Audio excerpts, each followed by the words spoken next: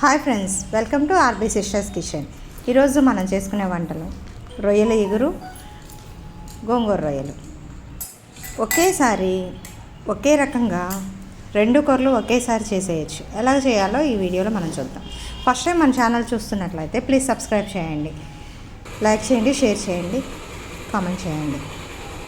ముందుగా ప్యాన్లో తగినంత ఆయిల్ వేసుకొని దాంట్లో ఆనియన్స్, గ్రేవీకి కావాల్సినంత ఆనియన్స్ ఒక 2 కట్ చేసుకొని వేసుకోండి.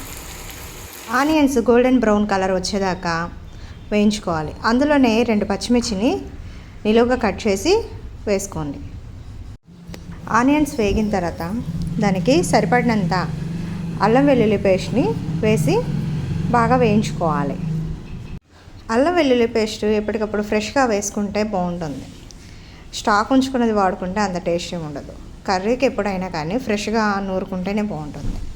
అల్లం వెల్లుల్లి పేస్ట్ వేగిపోయింది. ఈ స్టేజ్లో మనము కట్ చేసిన ఒక 3 టమాటాని వేసుకొని కలిపెట్టుకోవాలి. మూత పెట్టి మగ్గించుకుంటే కనుక టమాటా ముక్కలు కూడా బాగా మగ్గిపోతాయి. కొంచెం మగ్గాయి టమాటా ముక్కలు, ఇంకొంచెం మగ్గితే అప్పుడు ఉప్పు కారం అవి వేసుకుందాము. ఇంకాసేపు మగ్గనిద్దాం, మళ్ళీ మూత పెట్టుకొని మగ్గనిద్దాం.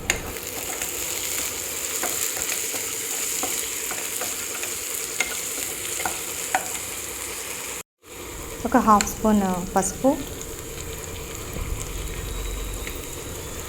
ఒక 2-3 టేబుల్ స్పూన్స్ కారం, మీ రుచికి సరిపడా కారం వేసుకోండి. మేము కారం ఎక్కువగానే తింటాం కాబట్టి 3 టేబుల్ స్పూన్స్ వేసాను. సరిపడా ఉప్పు వేసుకొని కలిపెట్టుకోవాలి.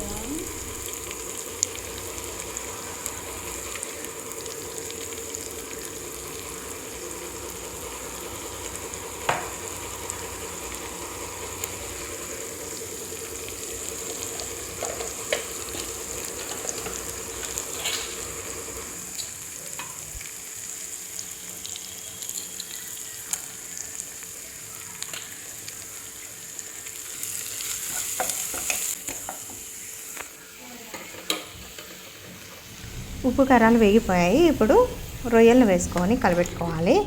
ఈ రొయ్యల్ని ముందు శుభ్రం చేసిన తర్వాత మనము జస్ట్ పొయ్యి మీద పెట్టేసి అందులో లైట్గా ఉప్పు పసుపు వేసేసి కాసేపు మూత పెట్టి మగ్గనిస్తే అందులో నుంచి వాటర్ బయటకు వస్తాయి. ఆ వాటర్ నీళ్ళు వంపేసేయాలి. అవి నీచు నీళ్ళు, అవి వేస్తే అవి టేస్ట్ అంత బాగోవు, స్మెల్ వస్తుంది కూర. సో ఆ వాటర్ వాటికి వంపేసుకొని కర్రీకి మనం వేసుకోవాలన్నమాట. అందులోనే కొంచెం వాటర్ పోసుకొని కాసేపు మగ్గనిచ్చుకోవాలి. వాటర్ పోస్తే ఆ రొయ్య అనేది బాగా ఉడికి మసాలాలు అవన్నీ కూడా పడతాయి దానికి. ఇప్పుడు దీంట్లో కాస్తంత కరివేపాకు వేసుకొని మూత పెట్టుకొని మగ్గనియండి. కరివేపాకు వేయటం వల్ల ఫ్లేవర్ కొంచెం సంథింగ్ డిఫరెంట్గా ఉంటుంది. మంచిది కూడా కరివేపాకు తినటం వల్ల, ఎన్నో ప్రయోజనాలు ఉన్నాయి అందుకని. ఇప్పుడు దాకా మేము పక్క పొయ్యి మీద, అది వీడియో స్కిప్ అయింది, గోంగూరని ఉడకబెట్టాము. కాసిని పచ్చిమిరపకాయలు వేసి అందులోనే 4 చిన్నులపాయ రెమ్మలు వేసేసి కాస్త ఉప్పు వేసి దాన్ని మెదుపుకొని పక్కన పెట్టుకోవాలి. ఇది లాస్ట్లో మనం కర్రీ అయిపోయేటప్పుడు దీన్ని కలుపుకోవాలి.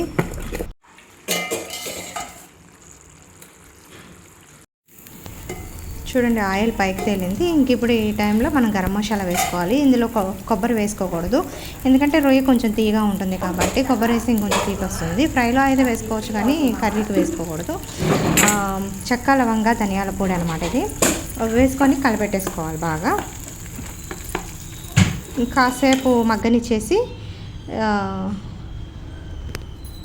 తర్వాత కొత్తిమీర చల్లుకొని దింపేసుకుంటే సరిపోతుంది. రొయ్యలు కూడా కంప్లీట్ అయ్యింది. ఇంకా ఇప్పుడు మనం ఈ స్టేజ్లో ఉన్నప్పుడు కాస్త కూరని పక్కకి ఇంకో బౌల్లో సపరేట్ చేసుకొని పెట్టుకున్నాము. కొంత కూర మాత్రం గోంగూర కర్రీ కోసం ఉంచుకోవాలి. ఇప్పుడు గోంగూరలో కూడా కాస్త కొత్తిమీర వేసేసి కలిపెట్టుకుందాము. గోంగూర రెడీ అయ్యింది. దీన్ని కర్రీలో కలుపుకుంటే సరిపోతుంది. ఇదిగోండి గ్రేవీ, కొంచెం ఈ గ్రేవీని ఎగరనియాలి. పొయ్యి మీద పెట్టి కాస్త ఎగరనిచ్చేసి అందులోనే మనం గోంగూరని ఎనిపి పెట్టుకున్నాం కదా, ఎనిపిన గోంగూరని దీంట్లో కలిపేసి కాసేపు పొయ్యి మీద సిమ్లోనే కాస్త ముక్కకి ఆ పులుపు అనేది పట్టేదాకా ఉంచుకోవాలి. రొయ్యల గోంగూర కూడా కంప్లీట్ అయిపోయింది. దీన్ని ఇంకో బౌల్లోకి తీసుకొనేసి సర్వ్ చేసుకుంటే సరిపోతుంది. ఇదే అండి, ఒకేసారి మనం 2 రకాల కూరలు తయారు చేసుకున్నాము. మన ఛానల్ ఫస్ట్ టైం చూస్తున్నట్లయితే ప్లీజ్ సబ్స్క్రైబ్ చేయండి, లైక్ చేయండి, షేర్ చేయండి. మీకు ఎలా వచ్చిందో కామెంట్ చేయండి. Thank you friends, thank you for watching.